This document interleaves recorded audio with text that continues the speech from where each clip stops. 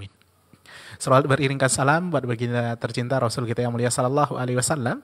Allahumma shalli ala Muhammad wa ala ali Muhammad. Tak lupa kepada keluarga beliau, sahabat beliau, dan orang-orang yang mengikuti sunnah-sunnah beliau hingga yaumul qiyamah. Ikhwatal Islam, kita telah terhubung bersama Ustaz melalui Zoom. Sebelumnya kita sapa Ustaz terlebih dahulu. Assalamualaikum warahmatullahi wabarakatuh, Ustaz. Waalaikumsalam warahmatullahi wabarakatuh. Kaifa haluk, Ustaz? Alhamdulillah bi khairin. Insyaallah. Jazakallah khairan Ustaz udah menyempatkan waktunya di acara hari ini. Semoga Ustaz dan keluarga senantiasa diberikan kesehatan, dimudahkan segala urusannya. Amin ya rabbal alamin. Ikhwatul Islam, untuk pembahasan hari ini Ustaz akan membahas tentang kewajiban menyambung silaturahmi. Dan setelah pembahasan nanti kita sediakan juga untuk tanya jawab. Silakan bagi kaum muslimin dan muslimat ingin bertanya untuk dapat telepon kami di 08117530.000 atau nomor telepon WA di 081175454444. Untuk SMS dan WA silahkan dikirim di 081175454444. Kajian ini juga kami sharekan melalui streaming YouTube dan Facebook dalam bentuk audio, dan nomor yang kami sebutkan tadi juga telah kami lampirkan di layar monitor kita masing-masing. Kita langsung silakan kepada Ustaz Namsat. Fadhil Bismillahirrahmanirrahim. Bismillahirrahmanirrahim.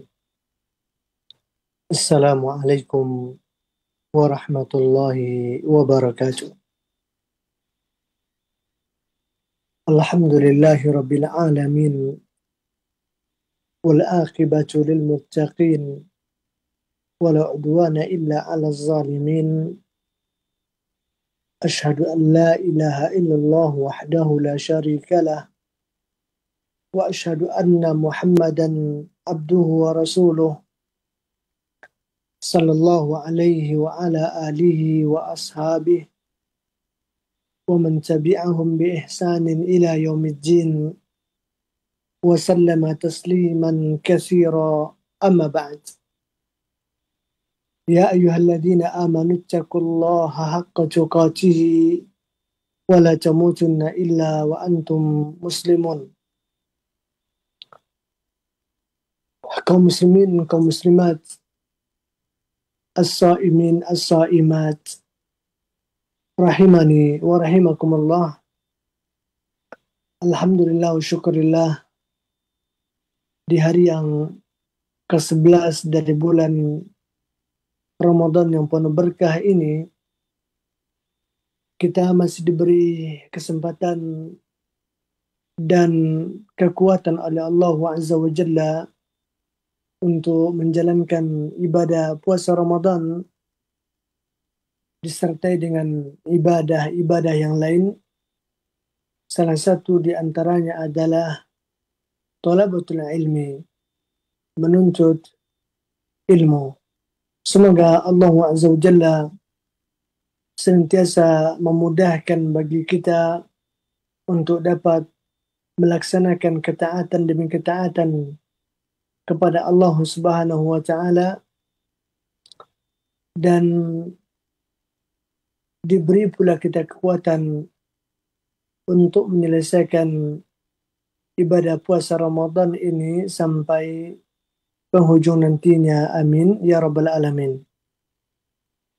Kemudian salawat dan salam tentu tidak akan pernah kita lupakan buat baginda Rasul Muhammad ibn Abdullah sallallahu alaihi wa alihi wasallam, seorang uswah dan qudwah yang telah diutuskan oleh Allah Subhanahu wa Ta'ala menuntun kita menuju jalan keselamatan dan jalan kebahagiaan, baik dalam kehidupan dunia, terutama kehidupan pasca kematian kita nantinya. Semoga Allah Subhanahu wa Ta'ala menumbuhkan cinta dan semangat selalu di dalam hati kita untuk mengenali kehidupan baginda Rasul sallallahu alaihi wa alihi wasallam, untuk kemudian kita jadikan sebagai acuan dan panduan di dalam mengharungi bahtera hari-hari kehidupan. Allahumma amin. Ikhwani wa akhwati fiddin, para pendengar rahimani wa rahimakumullah. Kembali kita lanjutkan pelajaran kita dari kitab Sahih Al-Adabil Mufrad kita akan membaca bab yang ke-20 dari kitab sahihnya atau bab yang ke-25 dari kitab asal Al-Adab al-Mufradnya, yaitu dengan judul bab wujubi silaturrahimi. Satu bab yang menjelaskan tentang keharusan dan kewajiban untuk menyambung silaturahmi. Di dalam bab ini kita akan membaca sebuah hadis yang diriwayatkan oleh muallif rahimahullahu taala, Imam Abu Abdullah Muhammad bin Ibrahim bin Ismail bin Ibrahim bin Muira al-Bukhari rahmatullahi alaihi rahmatan wasi'ah. Itu satu bab yang menjelaskan tentang keharusan dan kewajiban menyambung dan menjaga hubungan silaturahim. Hadis yang beliau bawakan adalah hadis yang diriwayatkan dari Abu Hurairah, Abdurrahman ibn Sakhar Ad-Dawsi Al-Yamani radhiyallahu ta'ala anhu. Beliau menuturkan, "Lamma nazalat hazil ayah," tak kala ayat ini dulu diturunkan, "Wa anzir ashiratakal aqrabin," dan berilah peringatan wahai Muhammad kepada keluarga dekatmu. Ayat ini tercantum di surah Asy-Syu'ara ayat yang ke-214, di surah Asy-Syu'ara. Ketika ayat ini diturunkan, kata Abu Hurairah, qama an-nabiyyu sallallahu alaihi wa alihi wasallam, maka bangkitlah baginda Rasul sallallahu alaihi wa alihi wasallam. Apa kata beliau? Fanada, beliau menyeru. Yang beliau seru adalah karib kerabat beliau, dari keluarga besar beliau. Kata Nabi sallallahu alaihi wa alihi wasallam, "Ya bani Ka'ab ibn Lu'ay, ankiru anfusakum minan nar." Wahai anak keturunan Ka'ab bin Lu'ay, selamatkanlah diri kalian dari api neraka. Ya bani Abdi Manaf, wahai anak cucu Abdi Manaf, ankiru anfusakum minan nar, selamatkanlah diri kalian dari api neraka. Ya bani Hashim, wahai anak keturunan Hashim, ankiru anfusakum minan nar, selamatkanlah diri kalian dari api neraka. Ya bani Abdul Muttalib, wahai anak keturunan Abdul Muttalib, ankiru anfusakum minan nar, selamatkanlah diri kalian dari api neraka. Ya Fatimah binta Muhammadin sallallahu alaihi wasallam, ankidhi nafsaki minan nar, wahai Fatimah putri Muhammad sallallahu alaihi wasallam, selamatkanlah diri engkau dari api neraka. Fa inni la amliku laki minallahi syai'a, karena sesungguhnya saya tidak punya kuasa untuk menyelamatkan engkau sama sekali di sisi Allah Subhanahu wa taala. Ghaira anna lakum rahima sa'abul wahabi bilaliha, hanya saja kalian punya hubungan rahim yang saya pasti akan menyambung dan memperhatikannya. Ya, beginilah sabda Rasul sallallahu alaihi wasallam yang beliau sampaikan kepada keluarga besarnya setelah beliau menerima perintah dari Allah Azza wa Jalla untuk memberikan peringatan kepada keluarga dekat beliau sallallahu alaihi wa alihi wasallam. Ikhwani fillah rahimani wa rahimakumullah.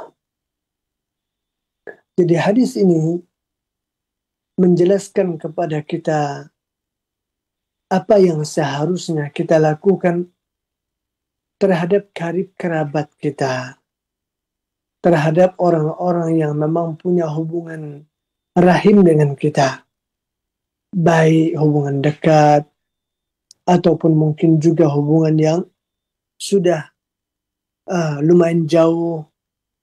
Apakah mereka sudah muslim atau barangkali mereka masih beda agama dengan kita. Akan tetapi oleh agama kita, oleh baginda Rasul sallallahu alaihi wa alihi wasallam, ada sesuatu yang harus kita perhatikan, yang harus kita jaga, bahkan wajib kita sambung, yaitu hubungan silaturahim dengan mereka tersebut. Iya. Disebutkan oleh para ulama, yang dimaksud dengan silah, yaitu silaturahim, adalah kinayatun alal ihsani ilal aqrabin wa zin nasabi wal ashar bita'attufi alaihim wal rizqi ilaihim wal riayati li ahwalihim wa in ba'udu aw asa'u. Jadi kata silah menyambung ini adalah sebuah istilah yang bermaksud melakukan kebajikan, berbuat baik kepada karib kerabat kita yang punya hubungan nasab atau mungkin kita punya hubungan besan dengannya, menantu kita misalkan, dengan sikap lemah lembut kepada mereka, sikap perhatian dan peduli kepada mereka. Apakah mereka itu jauh dari jarak tempat misalkan, atau mungkin silsilah keturunannya sudah sedikit agak jauh, sudah pertemuannya itu sudah diatur nomor 2, nomor 3 misalkan. Iya. Dan juga perhatian dan kepedulian yang harus kita berikan kepada mereka tersebut. Ini semua adalah bentuk silaturahim yang diperintahkan oleh agama kepada kita untuk selalu disambungkan dan diperhatikan terhadap mereka tersebut. Sedangkan memutuskan silaturahim adalah lawan dari apa yang tadi disebutkan. Yang seharusnya kita berlaku baik kepadanya, tapi kita malah berlaku jahat, berlaku curang. Yang seharusnya kita lemah lembut kepada mereka, tapi kita malah kasar, kita malah keras. Yang seharusnya kita peduli kepada mereka, kita memberikan perhatian kepada mereka, namun kita tidak lagi mau tahu dengan mereka. Tidak peduli sama sekali. Tidak pernah lagi terpanggil untuk memperhatikan bagaimana keadaan dan kondisi mereka itu. Ini adalah bentuk memutuskan hubungan silaturahim. Nah, dan yang disuruh kepada kita oleh agama adalah menjaga dan menyambung hubungan baik dengan karib kerabat kita, dengan orang-orang yang punya nasab dengan kita, dengan apapun cara yang kita bisa. Seperti di antara cara-cara yang tadi kita sebutkan. Bahkan setidak-tidaknya kita sambung satu rahim dengan mereka dengan apa?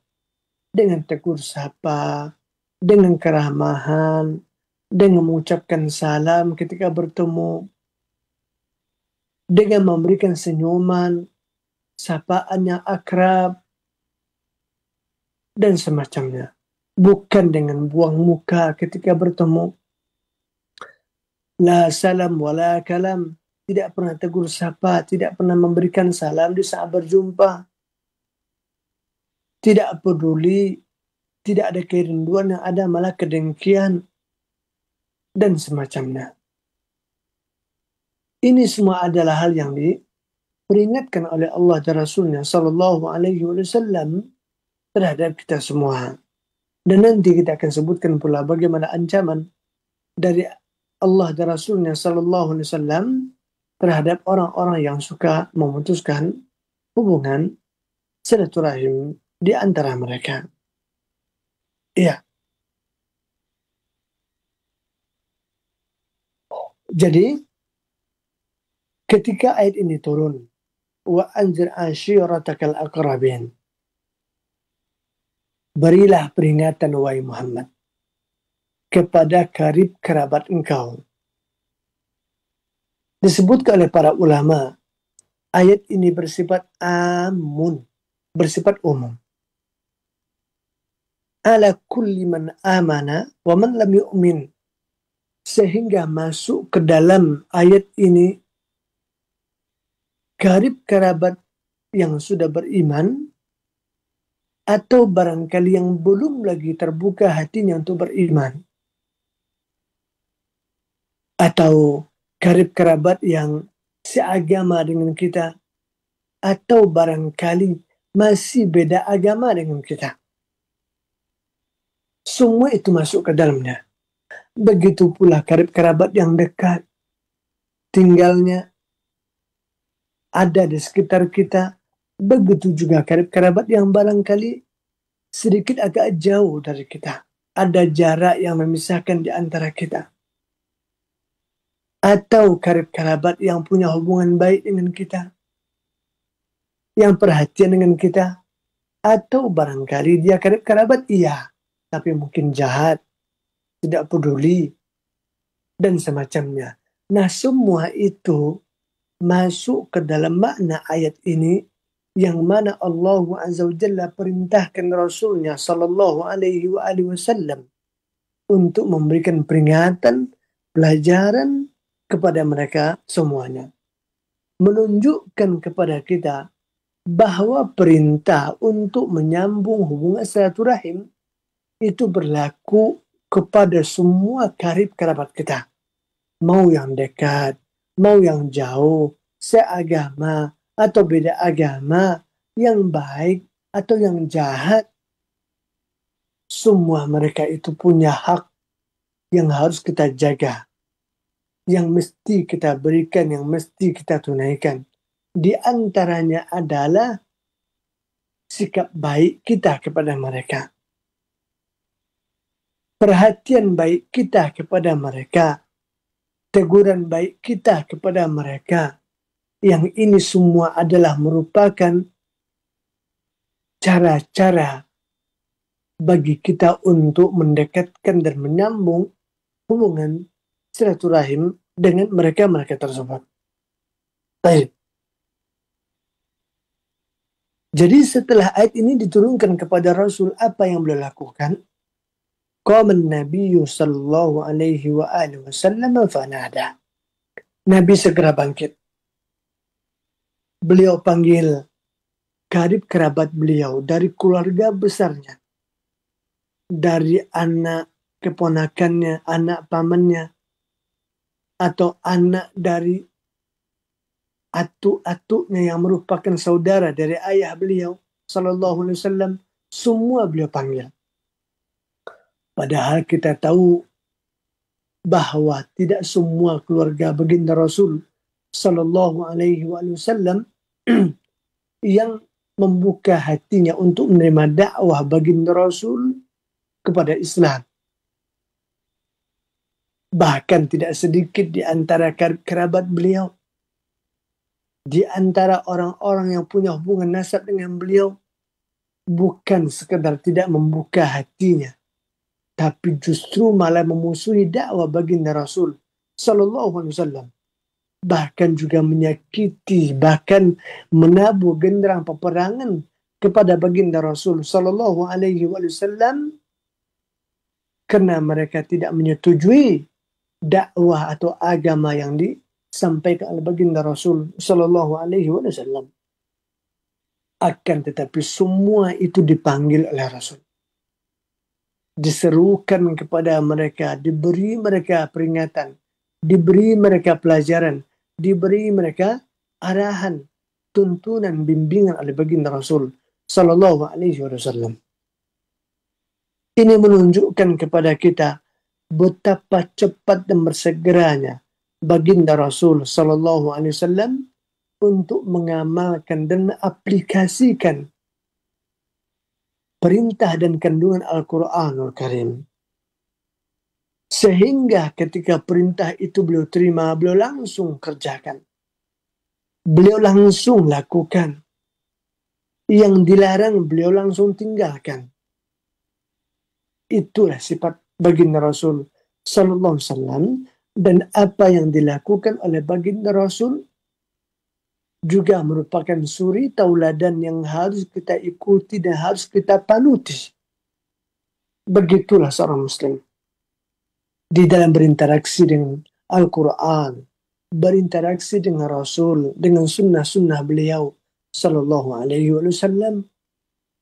Kalau sudah datang kepada kita perintah dari Al-Quran dan dari As-Sunnah, seyogyanya kita harus mengerjakan, menerima untuk kemudian kita kerjakan. Kalau seandainya yang datang kepada kita dari Al-Quran dan As-Sunnah berupa larangan, maka kita mesti segera menerimanya untuk kemudian kita tinggalkan. Dan itu pula yang merupakan kebiasaan, adab, dan sikap para sahabat Nabi Sallallahu Alaihi Wasallam yang mereka dipuji oleh Allah dan Rasulnya Sallallahu Alaihi Wasallam. Apa kata Allah Azza wa Jalla menggambarkan tentang mereka dan kita seharusnya. wa ma kana qaulul mu'minin idza du'u ila Allah wa rasulih ay yaqula sami'na wa ata'na. Tidak ada ucapan yang keluar dari lisan seorang muslim ketika ia diajak untuk kembali kepada Allah dan Rasulnya, kecuali mereka akan mengatakan sami'na wa ata'na. Kami dengarkan ya Allah dan kami taati. Kami dengarkan ya Rasul dan kami taati. Begitulah seorang muslim. Karena begitulah yang dicontohkan oleh baginda Rasul Sallallahu Alaihi Wasallam kepada kita, dan itu yang beliau lakukan di saat beliau menerima perintah dari Allah Subhanahu wa Ta'ala. Salah satu di antara perintah yang disebutkan di dalam bab ini adalah perintah memberikan peringatan, arahan, bimbingan kepada karib kerabat dekat kita. Maka dipanggil oleh baginda Rasul Sallallahu Alaihi Wasallam. Apa kata Rasul Alaihi Salatu Wassalam? Ya Bani Ka'ab ibni Lu'ay, wahai ibnu Ka'ab, anak keturunan Ka'ab bin Lu'ay, selamatkanlah diri kalian dari api neraka. Wahai Bani Abdul Manaf, wahai anak keturunan Abdi Manaf, selamatkanlah diri kalian dari api neraka. Wahai Bani Hashim, wahai anak keturunan Hashim, selamatkanlah diri kalian dari api neraka. Wahai anak keturunan Abdul Muttalib, selamatkanlah diri kalian dari api neraka.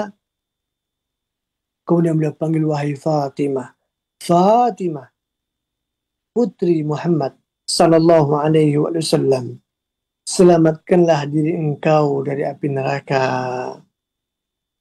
Kemudian kata Rasul, fa inni la amliku laki minallahi syai'an, karena saya enggak punya kuasa sedikit pun untuk membela dan menyelamatkan engkau di sisi Allah Subhanahu wa Ta'ala. Akan tetapi yang ada di antara kita, kata Rasul, adalah hubungan nasab, hubungan rahim, yang aku pasti akan jaga dan aku pasti akan memperhatikannya selalu. Inilah yang disampaikan oleh baginda Rasul Sallallahu Alaihi Wasallam kepada keluarga besar beliau setelah mendapatkan perintah ini dari Allah Subhanahu wa taala. Baik. Jadi dari sini ikhwah, ada beberapa pelajaran yang bisa kita ambil dan bisa kita dapatkan. Di antaranya seperti yang sudah kita singgung tadi pada judul bab, kewajiban untuk menyambung silaturahim, hubungan baik dengan orang-orang yang memang punya kedekatan dengan kita, baik dari jalur nasab atau kedekatan dari jalur suhriyah, yaitu kebesanan, itu besan, seperti menantu dan semacamnya. Ya, ini yang pertama, menyambung hubungan silaturahim, sebagaimana yang disebutkan oleh Imam Bukhari rahimahullah ta'ala di dalam judul bab ini. Kemudian pelajaran kedua adalah fihi jawazu intisabi ila al-aba'i fil islami wal jahiliyah. Hadis ini juga memberikan faedah kepada kita akan bolehnya menisbatkan diri kepada bapak kita, kemudian ayah dari bapak kita, dan seterusnya, baik yang muslim maupun yang non-muslim, baik ketika Islam ataupun ketika mereka masih jahiliyah. Ini diperbolehkan, sebagaimana Nabi SAW melakukan kedua-duanya di dalam hadis ini. Dimulai dari apa panggilan beliau kepada Bani Ka'ab bin Lu'ay, Bani Abdi Manaf, Bani Hashim, Bani Abdul Muttalib, itu adalah kakek-kakek beliau. Itu adalah keluarga beliau dan yang disebutkan kepada ayah-ayah mereka yang merupakan adalah kakek-kakek dari baginda Rasul Sallallahu Alaihi Wasallam, yang mereka itu sudah wafat sebelum baginda Rasul diutus menjadi seorang nabi dan rasul. Sehingga jelas mereka belum lagi beragamakan Islam dengan Islam yang dibawa oleh baginda Rasul Sallallahu Alaihi Wasallam. Apakah mereka semua beragamakan Masihi, agama Nabi Isa? Allah Ta'ala alam, saya tidak mengetahui, atau ini bukan bahasan kita di kesempatan kali ini. Tapi yang jelas mereka itu bukanlah muslim dengan keislaman yang dibawa oleh baginda Rasul Sallallahu Alaihi Wasallam. Akan tetapi status agama mereka itu tidaklah menjadi penghalang bagi baginda Rasul untuk menisbatkan anak keturunan mereka kepada mereka, menunjukkan bahwa itu diperbolehkan. Sehingga kalau sekiranya di antara kita ada yang Allah Azza wa Jalla mentakdirkan untuk kita orang tua yang mungkin saja belum lagi Islam, sementara kita ini membutuhkan penyebutan nasab misalkan, maka tidak ada masalah sama sekali. Kita menisbatkan diri kita kepada ayah yang barangkali beda agama dengan kita, tidak ada masalah. Dan itu diperbolehkan oleh agama. Dan itu dilakukan oleh baginda Rasul Sallallahu Alaihi Wasallam. Dan yang terakhir yang diseru oleh baginda Rasul SAW adalah buah hatinya sendiri. Darah daging beliau Sallallahu Alaihi Wasallam itu Fatimah bintu Muhammadin Sallallahu Alaihi Wasallam. Jadi ini menunjukkan kepada kita diperbolehkan oleh agama bagi kita untuk menisbatkan diri kepada ayah kita, kepada nasab kita, sekalipun barangkali ayah kita atau atuk kita yang kita nisbatkan diri kepadanya belum lagi beragamakan Islam. Itu tidaklah mengapa. Jadi kalau seandainya ada di antara kita yang barangkali masih mendapati orang tuanya non-muslim, sehingga menjadi pikiran baginya dalam perkara ini, maka ini adalah jawaban untuknya. Bahwa tidak ada masalah di dalam Islam untuk menisbatkan diri kepada orang tua yang barangkali non-muslim. Baik. Kemudian di antara pelajaran yang berikutnya adalah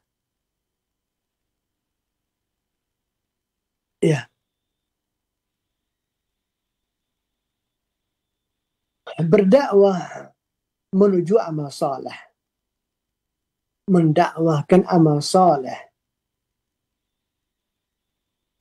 dimulai dari diri kita sendiri, kemudian keluarga yang ada di dalam tanggungan kita, begitu juga kepada karib kerabat kita yang barangkali mereka bukan tanggungan kita, karena mungkin hubungan sudah sedikit agak lebih jauh, tapi kita tetap punya hubungan yang harus kita jaga dengan mereka. Di antaranya adalah punya kewajiban menuntun mereka ke jalan yang baik, menuntun mereka ke jalan keselamatan, mendakwahkan kepada mereka kebaikan.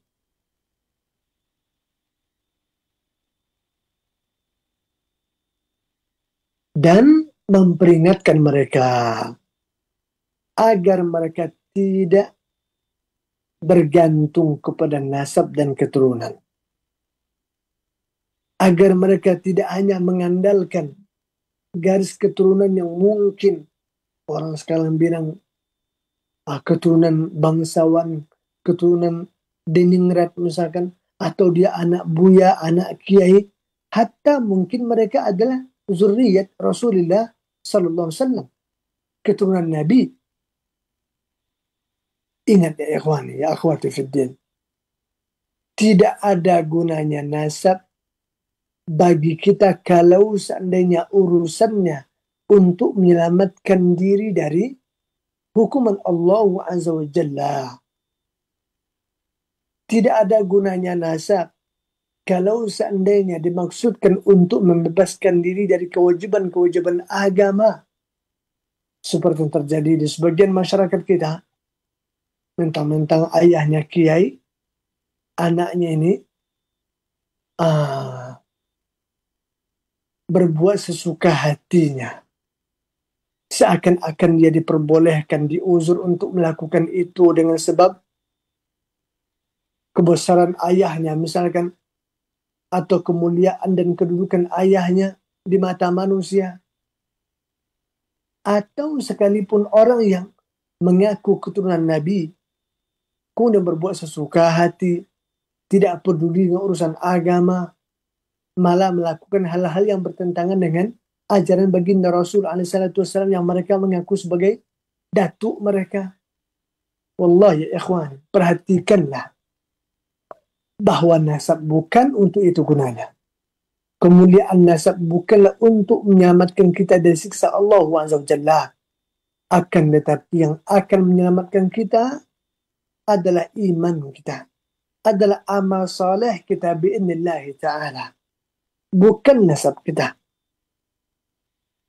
Lihatlah tadi apa yang dikatakan oleh Rasulullah SAW kepada karib kerabatnya, yang jelas secara nasab jauh lebih dekat, baik levelnya, begitu juga dari sisi zamannya, begitu juga dari sisi domisilinya, dibandingkan orang-orang yang ngaku zuriat Nabi di hari ini, yang sudah begitu jauh sekali. Kalaupun ia misalkan sudah terlalu jauh zamannya, sudah 15 abad lebih berpisah dengan Nabi, jaraknya sudah berpisah jauh tempat tinggalnya dengan baginda Rasul. Kalau di negeri kita mungkin tidak kurang dari berapa 900 kilo atau mungkin bisa 10.000 kilo dan semacamnya. Sudah jauh, levelnya sudah terlalu jauh sekali, anak pulang. Lalu bagaimana mungkin dengan alasan zuriat Nabi mereka berbuat sesuka hati, bukan malah menampilkan keturunan baginda Rasul dari sisi akhlak, perbuatan, tutur kata, amalan, tidak. Wallahi ikhwani, tidak. Kalau seandainya apa yang mereka lakukan di hari ini yang tidak menunjukkan konsisten di atas ajaran Nabi, bisa ditebus dengan zuriat nabinya. Kenapa Nabi perlu mengatakan itu kepada Bani Hashim, kepada Bani Abdul Muttalib, bahkan kepada Fatimah yang merupakan darah daging baginda Rasul sallallahu alaihi wasallam, agar mereka berjuang, berjihad, bermujahadah untuk menyelamatkan diri mereka masing-masing dari siksaan Allah Subhanahu wa taala. Perhatikan ikhwani. Dan Nabi juga pernah mengatakan di dalam hadis sahih yang diriwayatkan Imam Muslim, apa kata Rasul? Man batta'a bihi amaluh lam yusri' bihi nasabuh. Barang siapa yang lamban amalnya, malas beramal, kurang amalnya, rendah martabat amalnya, lam yusra' bihi nasabuh. Tidak akan bisa dipacu, ditutupi, ditambali dengan jalur nasab. Tidak. Maka oleh karena itu ikhwani, nasab ini bukanlah untuk dibangga-banggakan. Bukan untuk kita bertopeng, bernaung di belakangnya. Kemudian kita bersuka-suka hati. Tidak. Ini juga tidak benar. Dan memutuskan hubungan karib kerabat, hubungan silaturahmi tidak diperbolehkan, namun bergantung, bertelakan, berbangga-bangga dengan nasab pun juga tidak dibenarkan di dalam Islam. Baik, ikhwani wa akhwati fiddin, rahimani wa rahimakumullah. Kemudian kenapa diperintahkan kita untuk memberikan peringatan kepada keluarga dekat kita seperti yang diperintahkan kepada Rasul dan beliau lakukan setelah itu? Pertama sekali, karena memang Nabi SAW mengajarkan dengan pola begitu. Untuk kita ibda binafsik, summa bima ta'ulu. Mulailah dari dirimu. Kemudian lanjutkan kepada orang-orang yang ada di dalam tanggung jawab engkau. Dan itu juga merupakan aplikasi dari perintah Allah Azza wa Jalla, di mana Allah Ta'ala katakan di surat At-Tahrim, Ya ayyuhalladzina amanu ku anfusakum wa ahlikum nara. Wahai orang-orang beriman, jagalah dirimu, anak keturunanmu, keluargamu dari ancaman api neraka. Bagaimana caranya? Kata Ali bin Abi Thalib, allimuhum, addibuhum wa addibuhum. Ajarkan mereka kebaikan-kebaikan. Perkenalkan kepada mereka amal saleh, wa addibuhum. Dan ajarkan kepada mereka adab-adab yang syar'i. Akhlak yang mulia, akhlakul karimah. Ini semua adalah salah satu usaha yang bisa kita lakukan untuk menyelamatkan orang-orang yang ada di dalam tanggungan kita dari ancaman neraka Allah Subhanahu wa taala, mulai dari anak, istri kita, begitu juga karib kerabat yang kita miliki. Iya. Yang kedua, hikmahnya adalah seperti yang disebutkan oleh para ulama kita, dakwah ini kalau seandainya kita sudah sampaikan dan ajarkan kepada keluarga kita, kepada orang-orang dekat kita, maka dia akan menyebar, akan semakin menyebar, lebih luas lagi jangkauannya. Apa kata para ulama? Kenapa disuruh wassiru fil amri bi indzaril aqrabina? Jadi rahasia di balik perintah untuk memberikan peringatan berdakwah kepada orang-orang dekat kita, di antaranya adalah annal hujjata idza qamat alaihim ta'addadat ila ghairihim. Karena ilmu ini, hujjah ini, dalil Al-Quran dan Sunnah ini, kalau kita sudah ajarkan kepada karib kerabat kita, kepada keluarga kita, maka dia akan lebih cepat menyebarnya, akan lebih cepat tersampaikan kepada yang lainnya, akan lebih luas jangkauannya.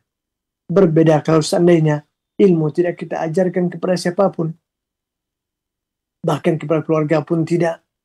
Bagaimana mungkin ilmu itu akan bisa menyebar? Sementara salah satu di antara bentuk kebaikan dan manfaat yang bisa kita berikan kepada sesama kaum muslimin pada khususnya dan kepada sesama manusia pada umumnya adalah menyampaikan kalam Allah dan kalam Rasulnya sallallahu alaihi wa alihi wasallam. Ikhwani wa akhwati fid din rahimani wa rahimakumullah. Mungkin untuk kesempatan kali ini dulu yang bisa kita sampaikan.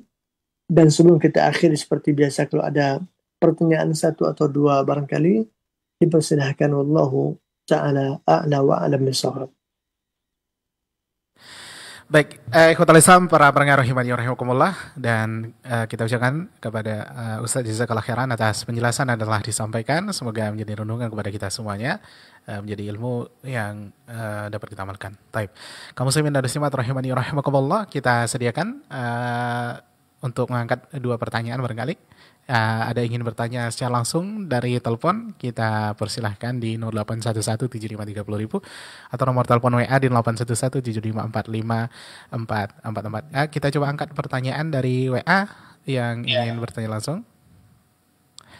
Assalamualaikum. Mohon dikecilkan volume radionya terlebih dahulu, Ibu. Afwan.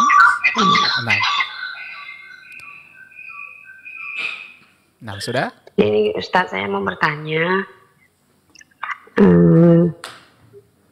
Abang ipar saya kemarin kan, udah lama juga tuh, memutuskan tali silaturahmi sama suami saya. Terus abang ipar tuh mengatakan begini, tidak menganggap sebagai adiknya lagi. Terus gimana hukumnya tuh Ustadz? Dan yang kedua, gimana sikap saya sama anak-anak saya terhadap abang ipar saya tersebut Ustadz? Mohon penjelasannya Ustadz. Assalamualaikum warahmatullahi wabarakatuh.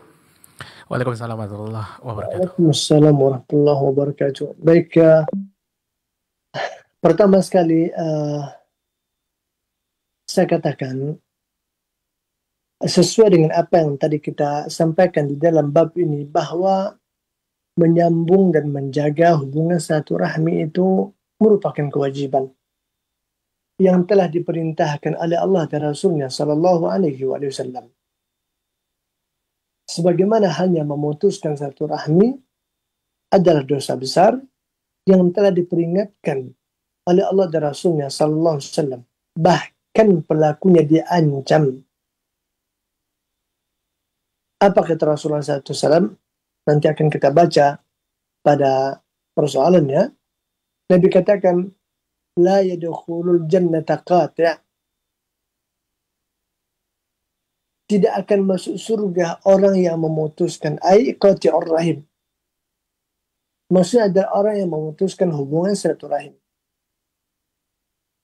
Itu diulang oleh baginda Rasul sebanyak 3 kali. La yadkhulul jannata qati'.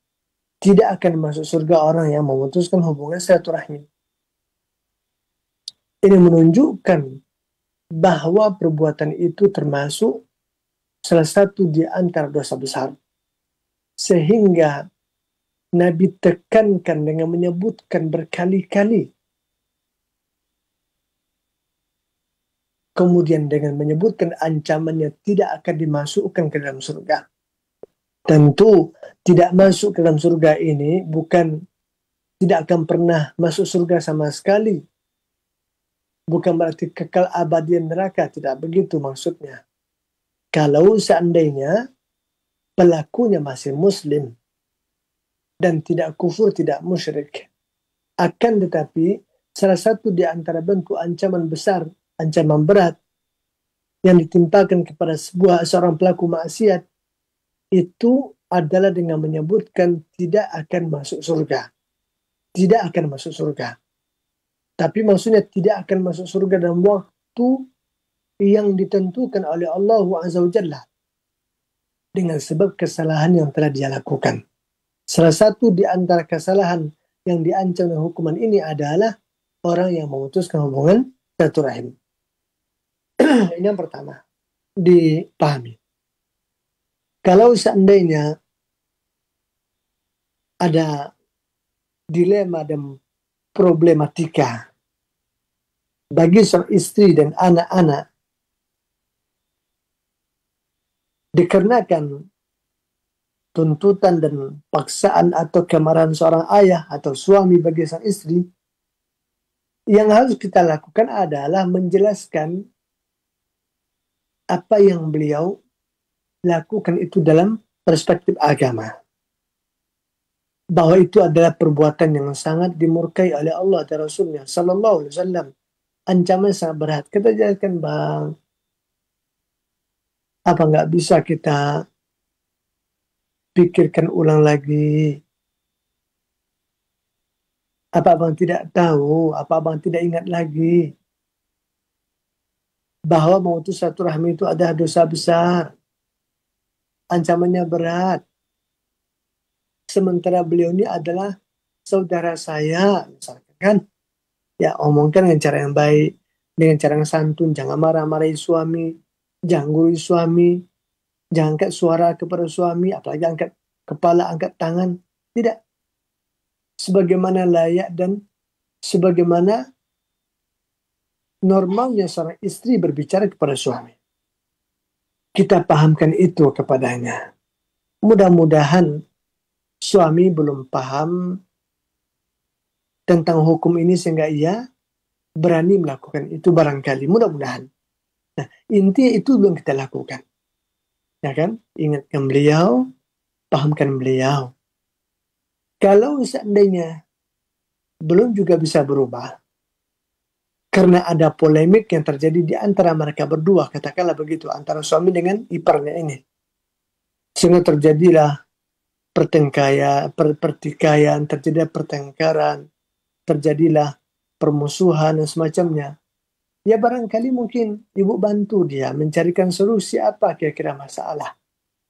Contoh misalkan, kalau seandainya sang suami itu memperlakukan abang kita begitu, karena abang itu katakanlah minjam uang besar ke suami nggak dibayar-bayar, padahal dia mampu, misalkan, ini kita cobalah pahamkan abang tadi, bang, gimana bang, bayarlah hutang itu, kalau nggak langsung lunas cicil lah, supaya kita nggak gontok-gontokan begini terus.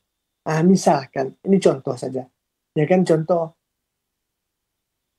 Intinya kalau seandainya itu terjadi karena ada masalah di antara mereka berdua, nah kita sebagai seorang istri atau seorang anak, bantulah mereka untuk mencarikan solusinya. Pertama dengan cara memahamkan kedua belah pihak dengan apa yang terjadi di antara mereka berdua. Semoga Allah Ta'ala berikan taufik sehingga masalah itu bisa terselesaikan dan hubungan itu bisa kembali baik dan akrab seperti semula. Ini barangkali yang bisa saya komentari. Wallahu ta'ala a'lam bishawab. Terima kasih Ustaz atas jawabannya. Semoga yang bertanya juga dapat mendengarkan saran dan jawaban telah disampaikan oleh Ustaz. Barakallahu fikum. Ikhwatal Islam, untuk pertanyaan selanjutnya kita coba angkat dari WA yang telah masuk, Ustaz, dari Abu Hanifah di Tarai. Ustaz, bolehkah Assalamualaikum warahmatullahi wabarakatuh. Ustadz, bolehkah seorang imam dalam sholat berjamaah ketika sholat maghrib di rakaat pertama setelah membaca Al-Fatihah kemudian membaca hanya ayat muqatta'ah saja kemudian ruku, Ustadz? Maksudnya, yang dimaksud ayat muqatta'ah apa kira-kira? Mungkin sepenggal ayat, mungkin hanya dibaca mungkin tohanya saja atau yasinnya saja atau shotnya saja, mungkin itu maksudnya. Jazakallah khairan atas jawabannya. Ya. Waalaikumsalam warahmatullahi wabarakatuh.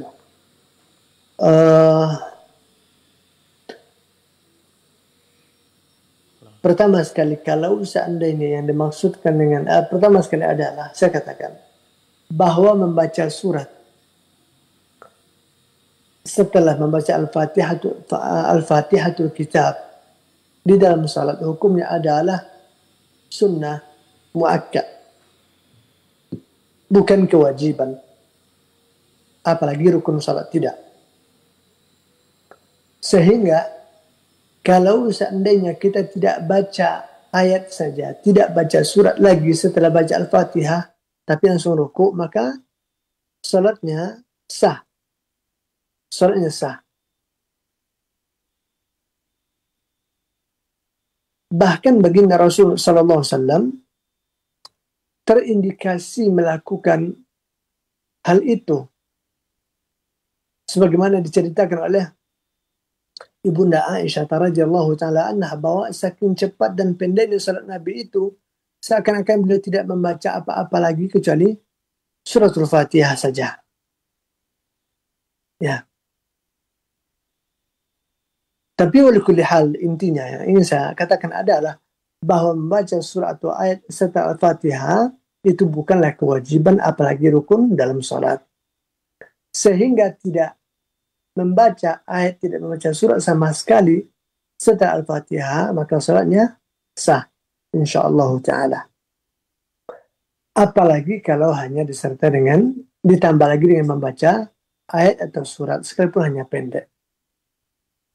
Akan tetapi yang dimaksud dengan muqatta'ah tadi saya kurang paham, apakah maksudnya hanya satu kalimat atau dua kalimat dalam satu ayat saja, atau membaca sepertiga dari satu ayat, seperempat dari satu ayat, atau satu kalimat dalam satu ayat.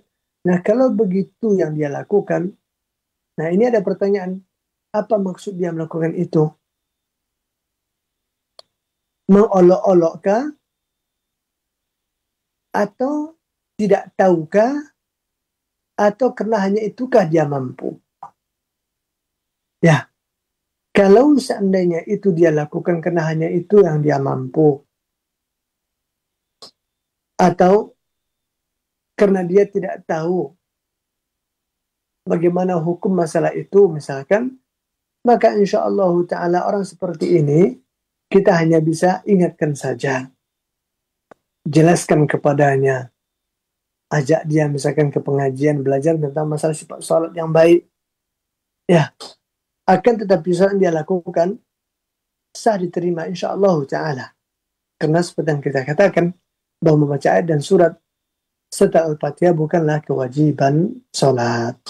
Tapi kalau seandainya dia melakukan itu mengolok-olok, menyepelekan, melecehkan, meremehkan, maka ini ada perbuatan sangat berbahaya sekali. Bukan hanya mengancam salatnya, tapi bisa mengancam keislaman dan keimanannya.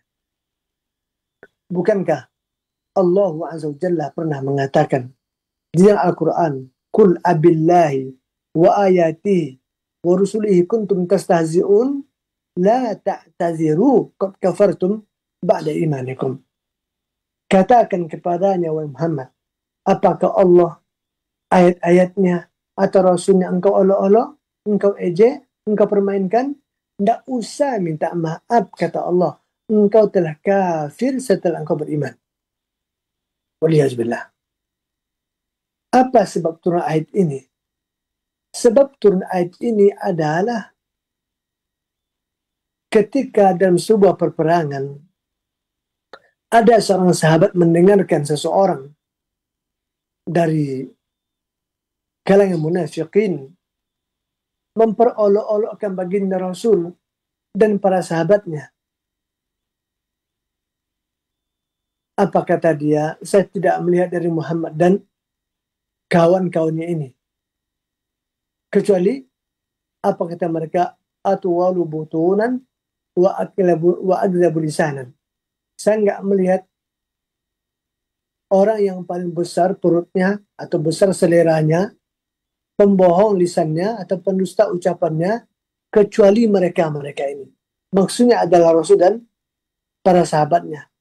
Itu dia ucapkan, terdengarlah oleh salah seorang sahabat Nabi Sallallahu Alaihi Wasallam, sehingga dia bersumpah, wallahi saya akan laporkan ucapan ini kepada Rasul Sallallahu Alaihi Wasallam. Akhirnya dia bergegas menuju Rasul Alaihi Wasallam.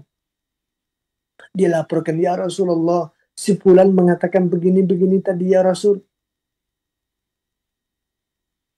Kemudian orang itu pun juga segera mendatangi Rasul karena dia takut dilaporkan kepada Rasul. Dia katakan, ya Rasulullah, saya nggak serius tadi ya Nabi. Saya bercanda aja. Biar apa namanya suasana peperangan tentu mencekam, mungkin orang ketakutan. Jadi saya bikin candaan aja untuk menghidupkan suasana ya Rasul. Kira-kira begitulah jawaban dia. Nggak beneran ya Rasul. Itu bercandaan saja untuk menghidupkan suasana saja tadi maksud saya. Sehingga Nabi terdiam. Tidak bisa berkomentar. Sampai Allah turunkan ayat itu kepada Rasul Sallallahu Alaihi Wasallam. Katakan kepadanya Muhammad. Apakah Allah ayat-ayatnya Rasul yang keolok-olok? Tidak usah minta maaf kata Rasul. Kata Allah. Engkau telah kafir. Qad kafartum ba'da imanikum. Engkau telah kafir setelah engkau beriman. Waliyazubillah. Coba perhatikan. Kalau maka saya katakan, kalau seandainya dia melakukan seperti yang tadi dia lakukan, memenggal-menggal separuh-separuh ayat dengan tujuan mengolok-olok, menyepelekan, meremeh-remehkan, maka ini jelas masuk dalam bab istihza, mengolok-olokkan ayat Allah, mengolok-olokkan Allah, mengolok-olokkan Rasulnya. Jadi yang terancam itu bukan hanya sekedar salatnya, tapi keislaman dan keimanan yang terancam dengan kekufuran berdasarkan ayat yang tadi kita dengarkan. Waliyahzubillah. Wallahu ta'ala ini yang saya komentar tentang pertanyaan ini. Sekaligus mengakhiri perjumpaan kita di kesempatan yang berbahagia ini. Lebih dan kurang sama maaf. Wassallallahu wasallam ala nabi Muhammadin wa akhir da'wana. Alhamdulillahi rabbil alamin. Subhanakallahumma bihamdik. Asyhadu an la ilaha illa anta astaghfiruka wa atubu ilaik. Wassalamualaikum warahmatullahi wabarakatuh. Waalaikumsalam warahmatullahi wabarakatuh. Barakallahu fiik wa jazakallahu khairan. Kembali kita ucapkan kepada guru kita Ustaz Syamsuri Rizal Abu Fauzan hafizahullah taala dari pembahasan kitab Al-Adabul Mufrad, dan jawaban telah disampaikan, semoga menjadi tambahan ilmu kepada kita semuanya, dan insyaallah taala kita akan kembali pekan datang dengan pembahasan berikutnya, dari pembahasan kitab ini insyaallah taala. Ikhwatul Islam, para pendengar rahimakumullah, jazakumullah khairan atas atensi dan kebersamaannya. Assalamualaikum warahmatullahi wabarakatuh.